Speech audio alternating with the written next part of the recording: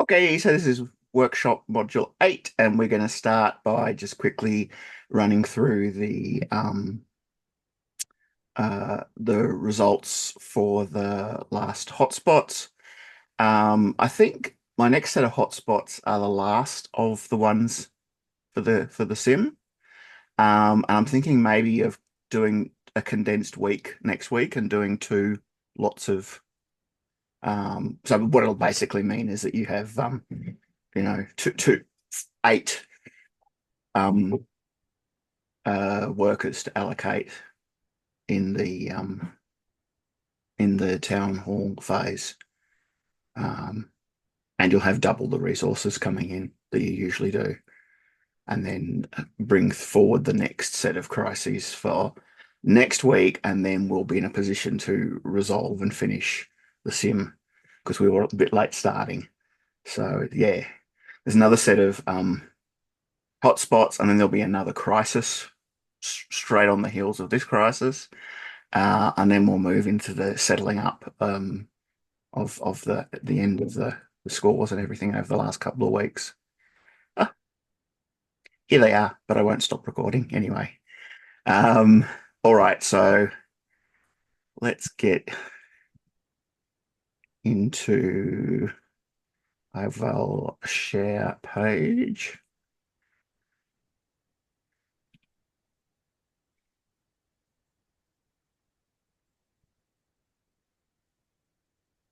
So we'll just run through. Um, this is admin and enforcement. I will just type it straight into the thing as what the resolution will be. We had for last week's we've got like a little group chat to try and not overload Hmm. the main one. What we said for the ones that we've resolved is that the primary contributor, so in this case admin, gets Hmm. all of the external resources. Okay. And then the secondary contributor gets all of the internal resources. And then we split the VP half and half. Okay. Plus 10 resources, plus 10 intelligence, plus 5 VP. Um, enforcement, plus 5 question mark. If you want to let us Now, know. Carly, no, we talked about this because we've spent it already. So, Carly, do you remember what it was? I had them in the action. I wrote them down as notes in all of the resources. So I this thought you particular did. one Yeah, from 13 was fine, yeah. But I will grab that up now that you've got me thinking of it, so I can Sure, confirm. we can come back to it. Um, yeah. So what I've done is, um, in say like hotspot 16, I've noted where everything's come from. So Sure. hotspot 16, we had to do a contingent breakdown. Hotspot 17 was a contingent breakdown. Um, Hotspot 18 was a contingent breakdown, and that's it. They were the only three that we were contingent on whatever points we needed. yeah, but welfare had to spend the resolution points from one of them. So the internal assets. Was that last week's or the week before? That was Robin, and she'd already selected the internal assets that were needed from memory. Um, because I would have written it down. Okay, well, if you remember And it, it was, yeah, I'm happy to send a message later for the sake of yeah. striking while the iron's hot for everything else. Or you can just get into Um, the doc and edit it, I think. Yeah, I Like don't what know we're if I've got talking about. edit access, but that's all right. Yeah, that's cool. Um, all right. Um, 13, 15. So we've got welfare plus 10, goodwill plus 10, intelligence, 5 VP, um, enforcement, 5 something.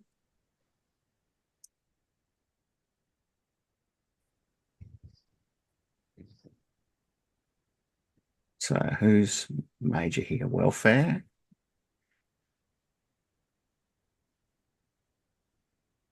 Well, I think that one everyone contributed, but yeah, welfare did the most. Oh yeah. It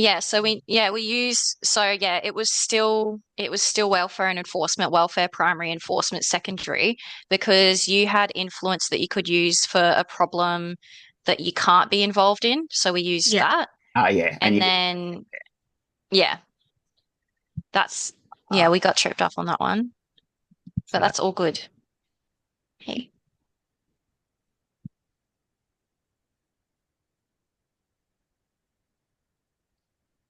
Michaela's come back from a week of having welfare and I'm making it rain, hopefully.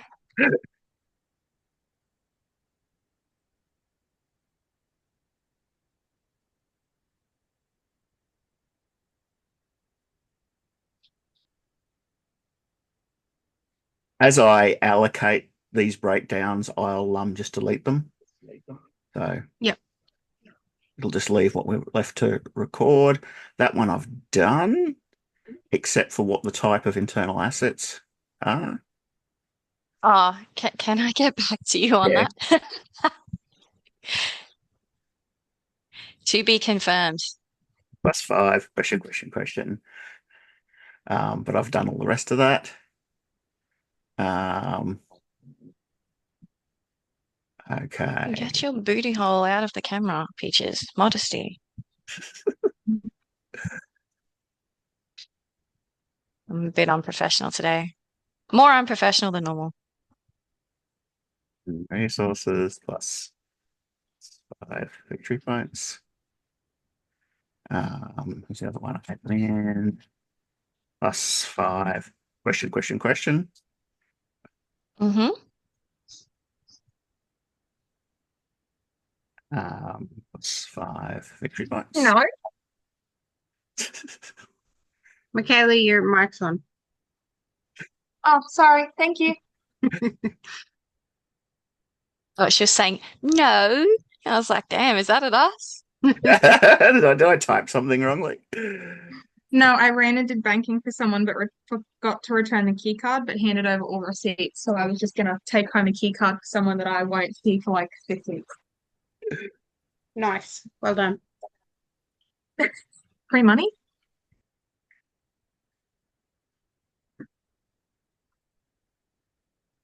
+5.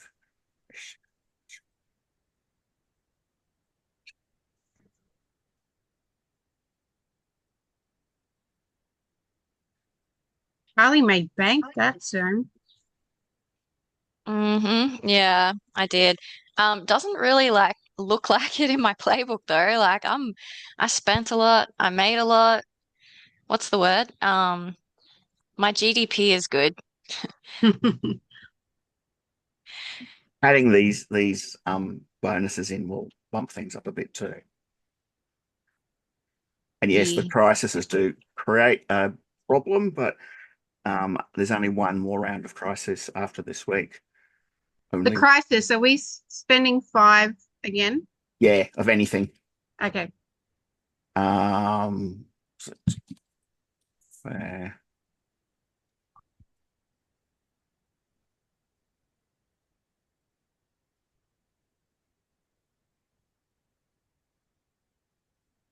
And that's got us down to there. We managed to smash them out. Yeah, awesome. you're keeping up with them. I mean, we've got level 15 ones coming through soon. The last set are going to be level 15, but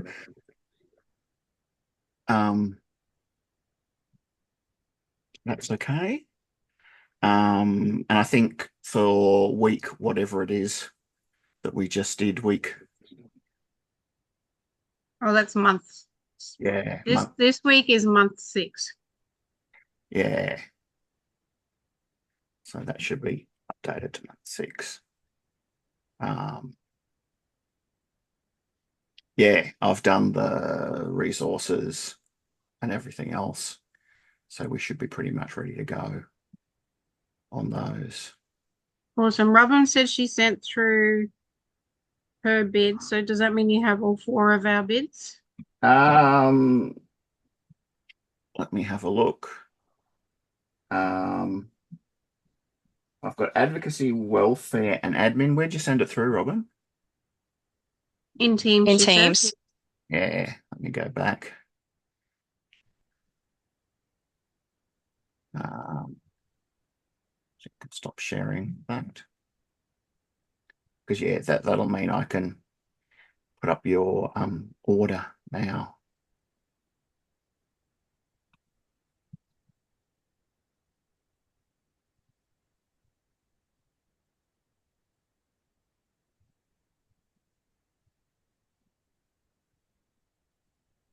To double check, the order that you're doing now, 3 workers still? Or do we get a 4th worker from solving our crisis? You will get one this week for solving your crisis, and then you'll next time round, you'll have the extra one. So it's still 3 this time.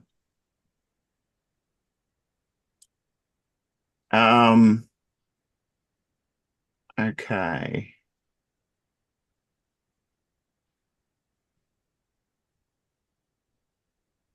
Can you send it to me again, Robin? Because I can't see it in chat and I can't see it in the team.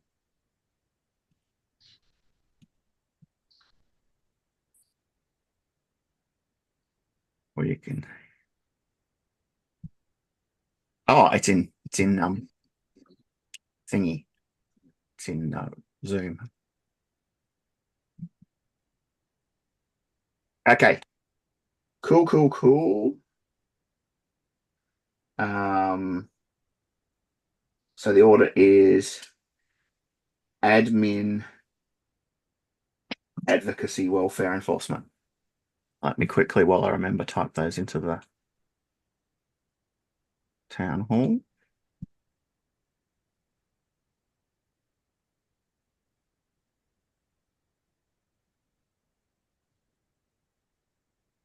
Yeah, Robin, I've noticed that too, and not just with Scott.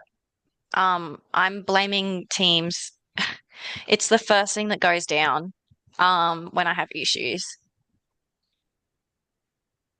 So I don't know if that has anything to do with it, but what you've said about sending messages and people not receiving them has happened before.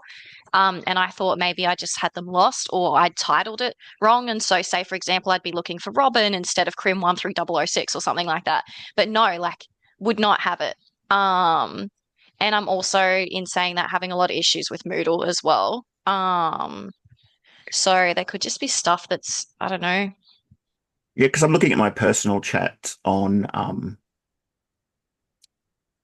Teams going back to like the 1st of March, and there's nothing from Robin there at all. And I know we've had chat conversations in there somewhere. So I don't know what's happened to them, but the list Well, of Scott, you've been the availability's got like a cross through it saying you're not online at all. And I'm like, that's weird because he's usually online. I think that's And yeah, you've seen our messages too, so I assumed it was just a setting you'd put on there. I think I have to like turn on that I'm in the office every time I'm in or something. Oh, That's how it works. It doesn't figure it out.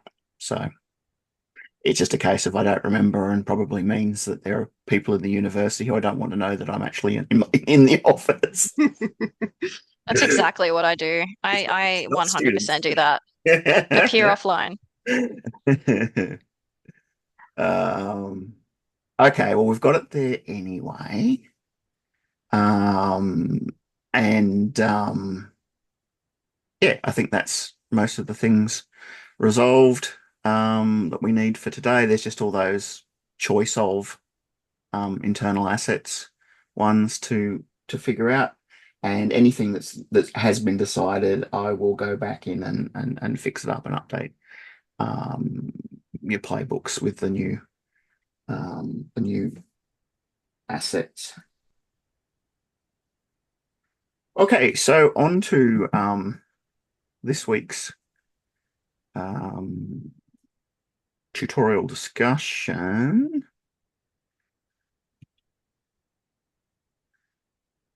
I'm going to create new whiteboard.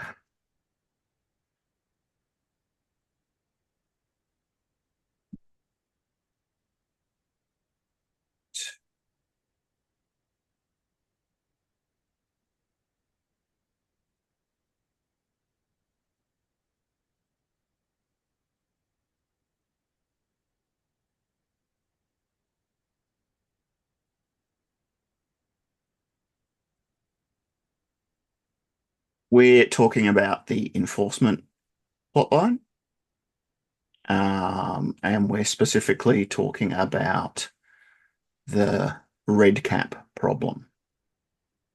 So for those of you who have only got kind of the outsider perspective on this, there has been a public health policing violence crisis where there's a number of people who've started bleeding from the scalp and have become violent and have had to be detained. So far, I think they've all been men, and there's a lot of working class men rather than professionals. But it's really hard to track what's causing it. So there's at this point, we're not even sure if it's a disease, if it's something to do with a chemical contaminant in the water, or it's just like something about the town generally. The bleeding may or may not, may be a side effect. It might be a different, it might be a correlation rather than a causation of the violence. But as we sit in a lot of these strategic situations, and this week we're talking about risk and calculating risk and managing risk, you need to have a strategy when you have incomplete information. And you also then have to have multiple strategies that are in place in terms of escalation. So the first strategy someone came up with last time I ran this was shoot them in the head. Now that's obviously a high level of escalation. Maybe we won't do that for the very first incidents. But yes, they obviously get the inspiration of where this is coming from. Um, but in the meantime, we have to have in the back pocket, like, well, what is the most extreme this is going to be, and what is our what in strategic terms call the nuclear option. What if things get completely out of control and there's such a level of risk that we need to just do what's necessary? That's our last option. And then we have to progress through a series of escalations till we get there. So what are some of the options that we can have in terms of all the town services, how we can manage this sort of outbreak of violence? It didn't really work too well for COVID, but like 5 kilometer Yeah. radius zones, like minimizing travel.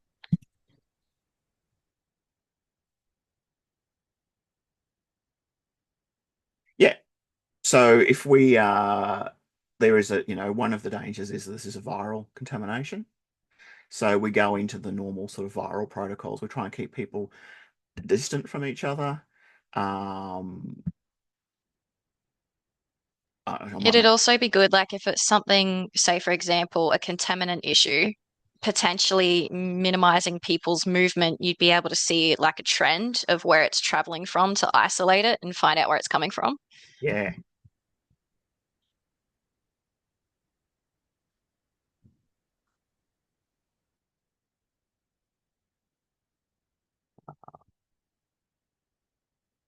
For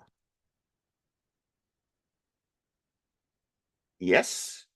Um, and yeah, if you were concerned that there was a contamination in just some part of the town, because we're not getting this behavior across everyone.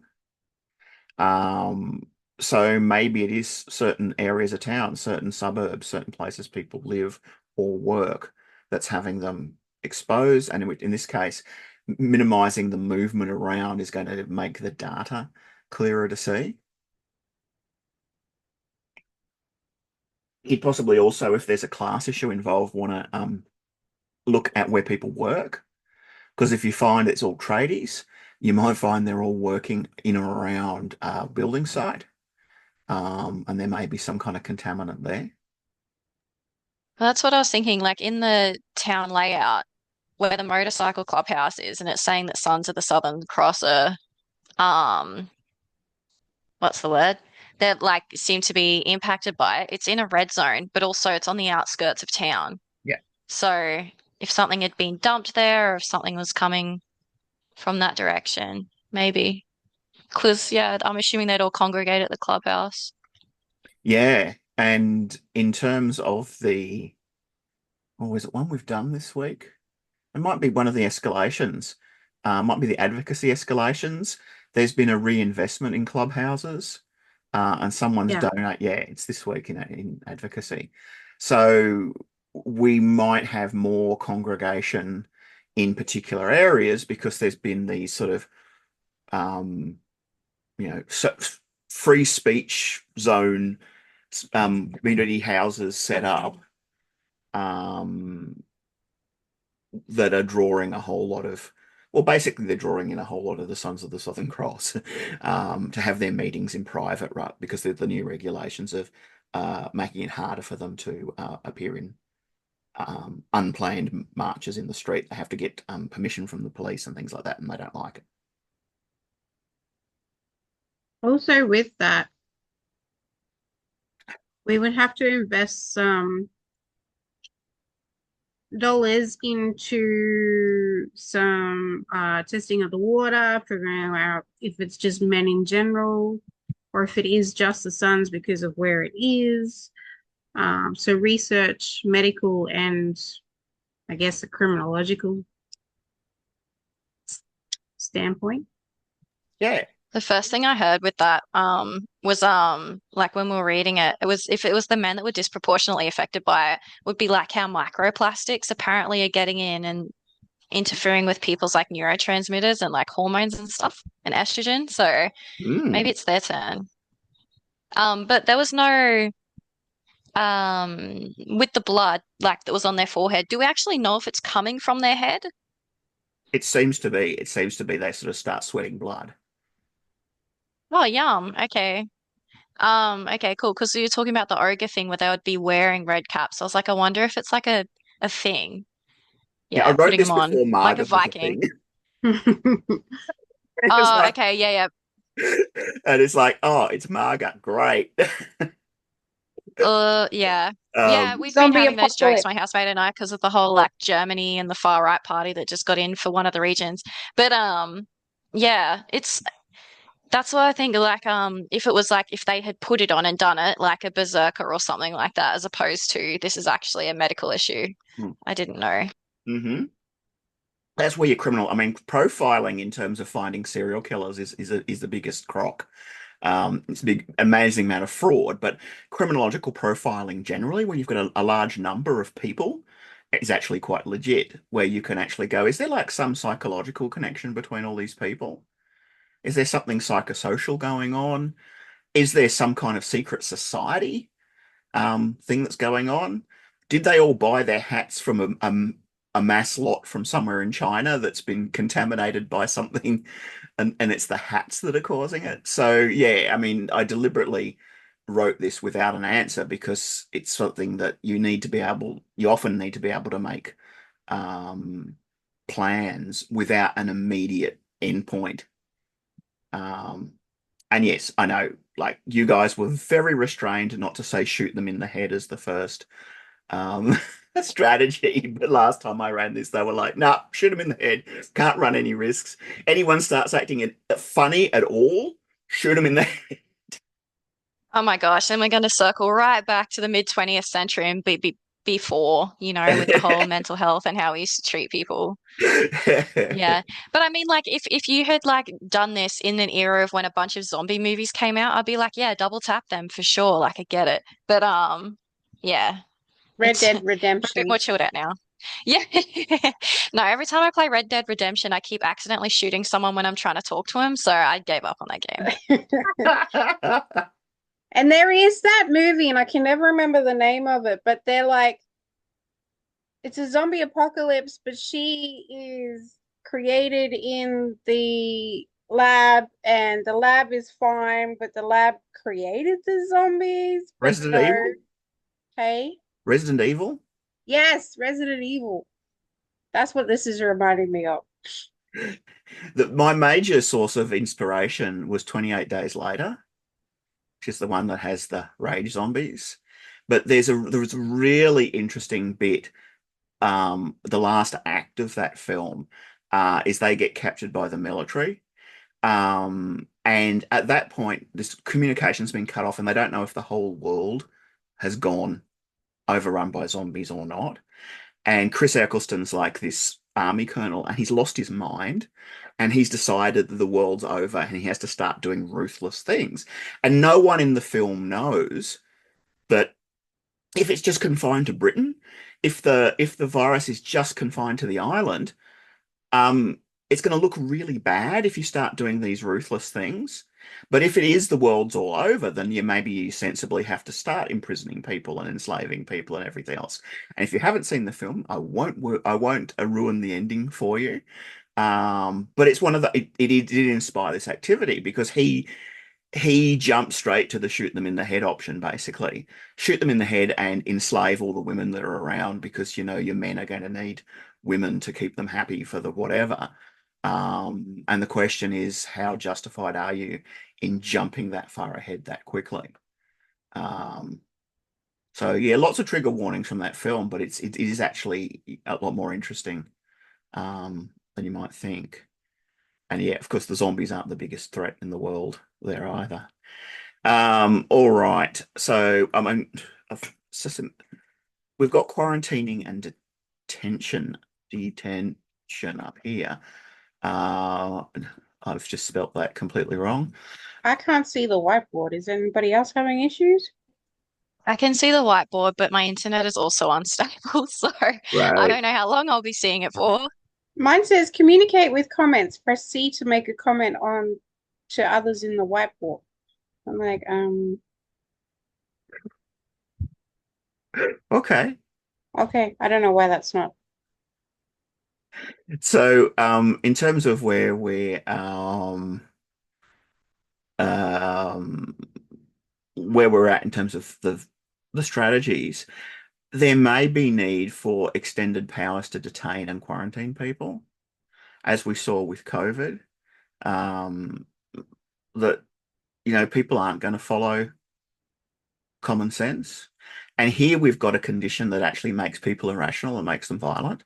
So you can't really expect them to, maintain distancing and whatever if they're consumed with these violent urges. So ordinarily, if someone gets into a fight or a brawl, whatever, they're going to be taken down to the station till they cool down. They're going to get booked, and then they're going to be released in terms of until they, get their summons in court. You're not going to keep people in custody over reasonably everyday acts of violence. But if there's potential contamination, there's potential viral, then you're going to have you're going to need broader powers of detention just to stop this. And as Stephanie just said, in terms of testosterone, there could be something in terms of the something that's connected to testosterone that's creating this as well. So you're going to have a sorting process, because you're going to have all sorts of people involved in violence in a town like this every day. So you're still going to have your continuing levels of violence going on. And you're going to need some way of basically triaging and figuring out who are the people who are the dangerous ones that we need to detain, and who are the ones who are just your everyday yellows and you need to book them and send them home. Now, one of the reasons I had the whole red cap thing in there was I wanted to have there to be an identifiable way of telling whether someone was contaminated or not, to make it a little bit easier. But then again, there could be people who are asymptomatic, who are potentially going to be violent and potentially going to do these things, who aren't bleeding. You're not going to be able to tell. This is all just sounding like yeah, hormones. Hormones, periods, they're bleeding. Oh my gosh. Um, Yeah, yeah, just thought I'd put that in there that well, you'd probably get people that would like fake the blood on their head too, like, oh, I'm gonna go rob a bank and act yeah, crazy about it yeah. and like have like fake blood on their head. So yeah. Yeah, because if nothing else, you're going to make people reluctant to try and grab you and detain you if they're worried about getting contaminated. So yeah, if you're gonna do a robbery, um, maybe faking it is going to be a way to stop security guards or police trying to grab you, because they don't know how it's transmitted at all yet. Um, so there's all kinds of things. Let's leave that section there for a moment and just start mapping out some of those escalations. Stage 1, stage 2, stage 3.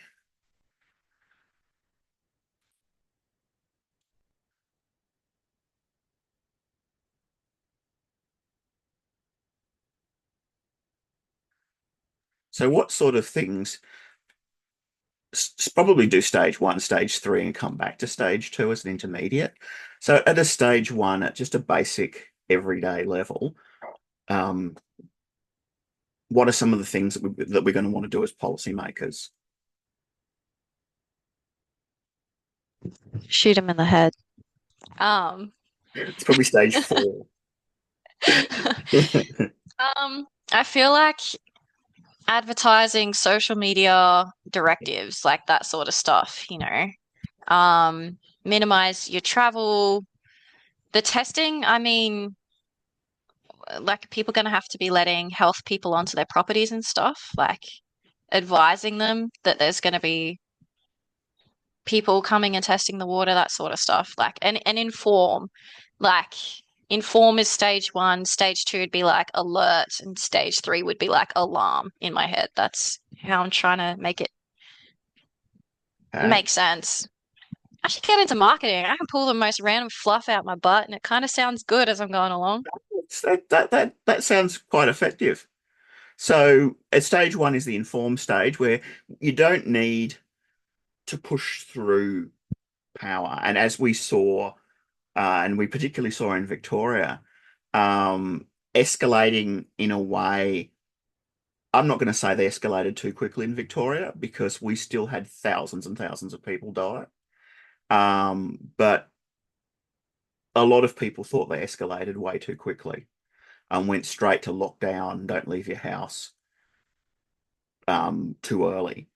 Um, the other side of that is we don't know what would have happened if they hadn't done that. If there would have been hundreds of thousands of people die, because we had a lot of people die in a very short amount of time. But you want to start out with the mildest approach, because if you go straight to shooting them in the head, people are going to start fighting back. You go straight to home detention, people are going to resent that forever, and are not going to realize that they might have been one of the ones who would have died if it had spread any quicker. And I guess you also get to ease people through these stages so that they get used to each level of the intrusion. So um, here, like, one of the powers you're going to have is some kind of power to test. Who you're going to have the power to test. You get probably the people who are detained for violent activity. you're probably going to want to take blood samples from everyone. Now, I don't think there's an ordinary police power to take blood samples from people who are involved in brawls. Could we extend the powers that they already have for motor vehicles though, and operating vehicles in accidents? Because they can do it then. Yeah. Yeah, Well, that might yeah, be- checking blood level, alcohol blood levels after brawls and stuff like that as well. yeah, Oh, and there you go. one of the arguments about what's causing this, I mean, one of the other inspirations of this is the weird stuff. Remember bath salts? This was going to be the drug that was going to destroy the world, and then it disappeared. And then there was a question of like, was this all hysteria? Like, what the hell happened? Because it sort of didn't end up being anything. Is this just people in Florida? Like, what happened? But yeah, for a while there was this fear that there was this new drug that turned people into basically cannibalistic zombies if they took it. And with that would become, a testing regime that is probably already attached to things like violence, drug use, and whatever. So that could probably, you're quite right, be extended in a way that says that, ordinarily, if people are in a pub brawl, we're not going to take them to the hospital and get blood tests, but we're going to use a discretion or extend a power or whatever to do it in this case. We don't know what we're looking for yet, but we're going to get those blood samples so we can get more information. And we might also have some difficulty in getting access to sites to get water, test the water and everything else. This is part of the welfare plot line. There's a chemical that's got a very high level in Blyton that doesn't exist elsewhere. We don't know what it is. And the company who's responsible for it are a bit antsy about letting anyone test anything. You'll have to word things in a way that it makes people want to let you into their clubhouses and their property, and a way that their personal boundaries are not violated. That's not the right terminology, but Yeah. I'm just going to leave and come back because I am having issues. Yeah. Good idea. We'll be here. So yeah, in terms of things like rights and resistance, that if you come out to jackbooted, people are going to resist just because of the aggression. They'll meet aggression with aggression. But you also have to consider, well, what are the things going to make people resistant? Now, some of the motorcycle gangs have meth labs. They're probably not going to want you to come into their meth labs to test the water. So you're going to need to think about who's going to be non-compliant, why they're going to be resistant. I mean, maybe they've cooked up the red cap drug. Maybe this drug, maybe whatever's causing it is a new drug, it's a derivative of what the local gangs have cooked up. And they're going to be very resistant to helping you with your inquiries. So Could you, I suppose, like with the COVID side of things too, like they were testing our toilet water and everything, like it doesn't have to be fresh water. It could be used water, I guess. Yeah. that was really interesting in terms of civil rights. It's like, well, it's not yours anymore once it hits the sewer. Yeah, and they were like, oh, in amongst all the cocaine and meth, we found COVID. And what? Okay, thanks. Didn't know about that at all.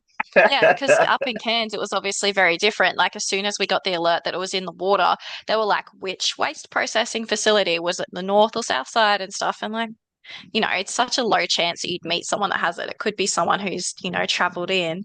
But yeah, that's how panicky and onto things far North Queensland was for a little bit. And yeah, we'd get news that like, oh, Townsville's got COVID in their water. What a shitty situation. And you guys are like, yeah, we have thousands of people dying, but we were fine up here. Yeah. And that's all. I mean, we're looking at one town in this situation, but yeah, if you were to roll this out into a bigger situation, we've got questions that, like, as part of our stage 3 level,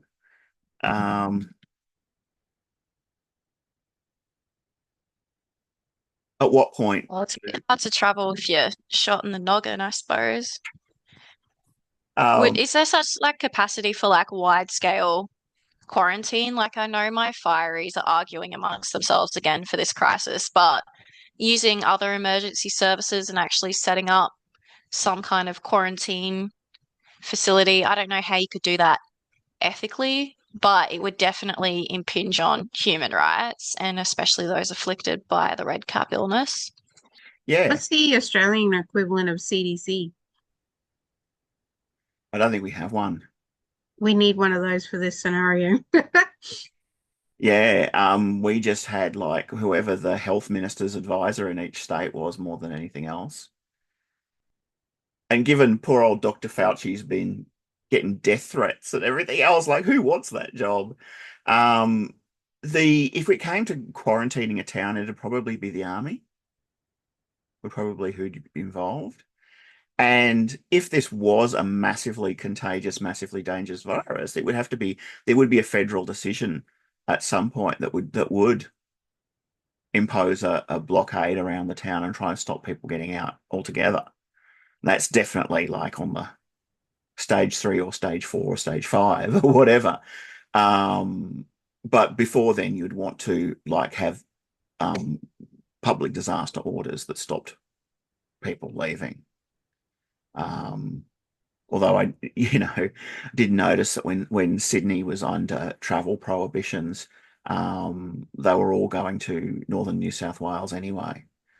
And they were about able to track people through the real estate stuff because they're all going up to buy property in Lismore in northern New South Wales. And they were just leaving Sydney even though they were told they weren't allowed to. So they were convicting people there, some of them. And that led into a sort of like a spiraling disaster because then there was a whole lot of displaced people around Lismore because the property they were living in got bought up by people from Sydney who wanted an escape from COVID. And then they got displaced and then the floods hit and then people had nowhere to live. And you had these two disasters collapsing in on each other. Anyway, so there's a question at like the height that what we're calling stage 3 at the moment. There may be stages beyond that, but we look at limiting travel. We look at sort of detention orders for suspected infected. It's a cool band name. The suspected infected, yeah. Yeah. And again, we look at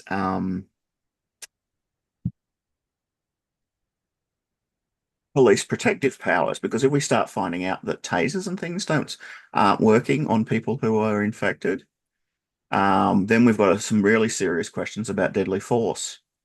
I mean, if it's an elderly woman in a nursing home and we can shoot her dead, I suppose we could shoot. Only if she's 94, the taser will be enough, hey. Yeah. Making that joke made me forgot what I was gonna ask. Shit. What about the app that was COVID that was supposed to track everybody with COVID and everything like that? Yeah. Look, we put that under sec. And everyone was going off about it as if they didn't already sign away their rights and have everything tracked with Google and stuff anyway through their smartphone. And then you had to I remember that. sign into every place you went. So when you could go back out to events and clubs and cafes, you had to sign in everywhere. I definitely didn't have a fake app to do that because I was unvaccinated. I traveled towards the end of COVID, and because I traveled to Tasmania, they were still on lockdown because they weren't letting anybody in. So I had to do all this paperwork and download the bloody Tasmania app to do all the check-ins and flying on an airplane. That was fun. So, I mean, we could spend. I mean, I realise we've got sort of 10 minutes till the end. We could spend more time adding more and more detail to that, but I think you get the point.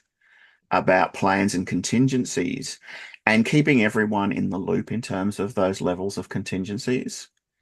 Now, there's pros and cons to that. The con is if you let people know that there is a stage 3, they're going to start complaining about it straight away. So if you say, well, if we get to stage 3, the police are going to have the power to shoot you if you're violent, that's going to create a whole lot of resistance and a whole lot of dissent just there straight away. But on the other hand, I think letting people know that there's escalation will mean that there's I guess, a motive for compliance at the lower level because it's like, well, if we're not successful at this level, we're going to have to move up to the next level.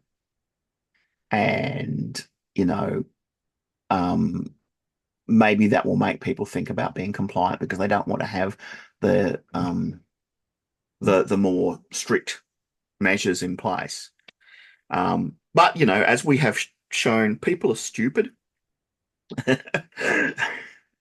People are gonna, resist, and your enforcement people are also going to be stupid.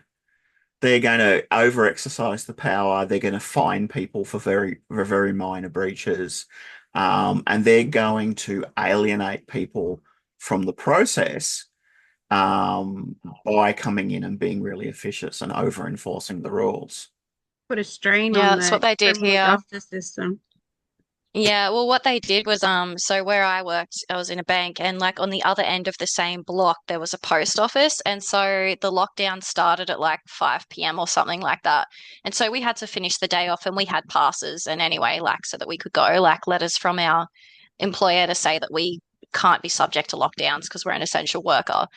But people were going and checking their post office boxes, and the police were waiting outside the post office boxes. And I thought they were lying. Like, who in their right mind would do that? And it turns out it wasn't even the local police from the local police station. It was ones from in the city that were doing it. And it was like, Wow. you're going to alienate everyone. Yeah, I thought they were lying. Like, I thought they were kidding. And then the same, like, I knew that they were regulars and locals, and I knew that they were regular and local to the post office. And it was all of them coming in being like, yeah, we've just gotten like in trouble. I think some people did end up like arguing and ended up escalating the issue themselves. But yeah, they were fining people. And wild. Yeah, In absolutely. Brisbane, they were fining people because people were given however many hours to get home and from Brisbane to wherever else around there they live. So I remember somebody got fined. She was on her way home and she hadn't made it home before the time was up. So the police had fined her. A silly amount, hundreds of dollars or something. It's like, well, I was on my way home. Like, so yeah, she had to escalate it too. And And shocking. like it's not fair. Like on say like the court case that went through was the people protesting.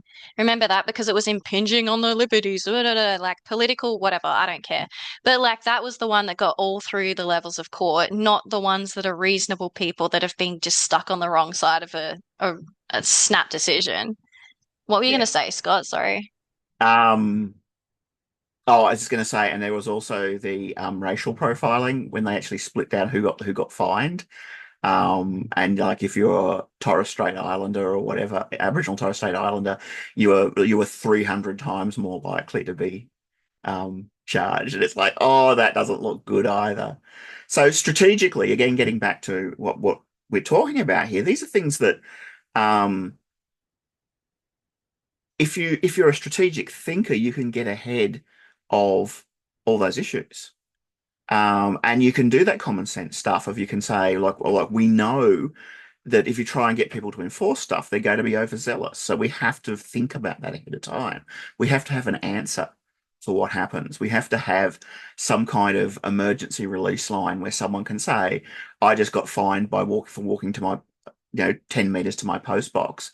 So they can just lodge a complaint and get the thing dismissed rather than them, already being stressed and getting even more stressed and being told, oh no, you can't talk to anyone, we're in an emergency situation, blah, blah, blah. You go out, you're going to get shot in the head, double tap, all the rest of it. So yeah, I think COVID should have taught us a lot about strategic thinking. It didn't. And I think definitely when you've got people shooting people for being asked to wear masks and things in the US, the next pandemic that comes along, and it is overdue, pandemics happen every 5 years, but the next pandemic that happens in America, they're gonna be guns meeting resistance on it. And what they lost 1 million people, I think. There was another school shooting yesterday or the day before, Yeah. and they want to bring guns to a pandemic. They're gonna wipe themselves out. Yeah. As much as it sucks, man, like, is it at the stage of saying, like, well, if that's what's going to happen, like it's like I don't want to say they're like beyond saving and stuff, because I'm sure there's people listening to this that have people they know and care about potentially over there. But like, if it's just gotten to that stage where they're so polarized from each other, where they just everything has to go to an extreme, like, do you just say stuff it and be like, fine, kill your own kids? It's yeah. They don't even like some of the stuff we see, obviously, it's going to be very out there given it's the media, but like, yeah, I don't know. Just watching the stuff with the politics and the election and everything going on currently over in America, I'm like, and I mean, it might be monkeypox or whatever. Okay, go kill yourselves, I guess. I don't know. This is why I shouldn't be in strategic planning. I do actually care too much, but when it comes to America as a whole, Care like, fatigue. yuck. Yeah. Well, it's an important point you make here in terms of, media being a huge player in the success of this. And if your media is hell bent on selling outraged in order to make profits, it's almost impossible. I mean, the Murdoch news empire has been so complicit in all the things that got out of control in America because they're making money out of escalating every piece of controversy. So yeah, like each of these stages works a lot better if the media is on board and helping out. But if you've got a media who's just poking everyone to make everyone more angry, it's very hard to develop strategy around that. And Big Pharma. I just realized vaccinations, so that'll come into it at some point as well. Yeah, and there are people saying, we want to own the people, they'll get into this gathering samples. There'll be people who'll be saying, "Oh, we'll help with the testing process, but we want copyright. We want patents over any data that comes out of it, any potential cures or vaccines or anything else." You've got the Iapetus Corporation that's involved in the pollution. They're going to be, we looked at last week with the non-disclosure agreement, the memorandum of agreement that they want to have signed. They don't want any of this going anywhere near their corporation as well. So, yeah, I don't think we've got brilliant solutions here, but I think just the fact that we can think strategically and in multiple layers, that's an extremely useful part of strategic thinking, and that's a skill that you can really bring to a situation. Whether your boss or management committee wants to hear that, that's a different issue. And that's, I guess, one of the difficult parts of being a strategic thinker is all bosses will say they want strategic thinkers, but they don't want to listen to them. As we saw with the problem-oriented policing problem. Okay, guys. That's why Yeah, I the was gonna say, planning Steph school put in the says, chat, she's got to go soon. Yeah. But yeah, Yeah. they hire people. They're like, we want you to take initiative and then go and do everything in their absolute power to take away that ability to think, putting you under stress and having a planner of a planner of a planner to get approval for everything. but that's why the planning school says you only bring the bosses in when you need to. Yeah, exactly. Yeah. We talked about like intra-organizational conflicts and things. Have a look at the Virgin Airlines wrongful dismissal case that we got a verdict today, where they found that HR were keeping their staff under surveillance, and they're getting footage from hotels that they're staying at. Oh. Yeah, and they dismissed a person on the basis of two reasonably mild things, and they took them to Fair Work. And the Fair Work Commissioner's report is basically, are you kidding me? Your HR department does this stuff?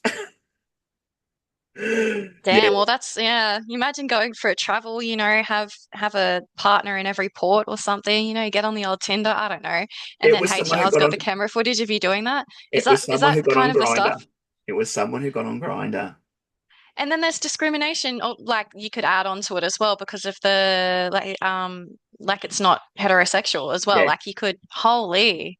Yeah, the commissioner actually said if this person was a married heterosexual person whose husband or wife came to visit them, you would have made a different decision. I wonder if it's in the fine print of their contract. You're Nobody allowed reads to be the fine gay. print. Ah, Yeah, but I thought it was an excellent example. We were talking about that whole doesn't HR fix things? And it's like, well, no, HR is often the problem. Because you get these power bases that are built within organizations where HR run, they have this little empire within the empire, that gets completely out of control. Anyway, I'm going to further alienate any of you who are actually, HR doing HR studies or have ambitions to run HR. But yeah, I thought that was a good example. Anyway, I know you've got to go, Stephanie. Um, I'll tidy up some of those bits and pieces, and I'll see you guys next week. thank you. See ya. See you later.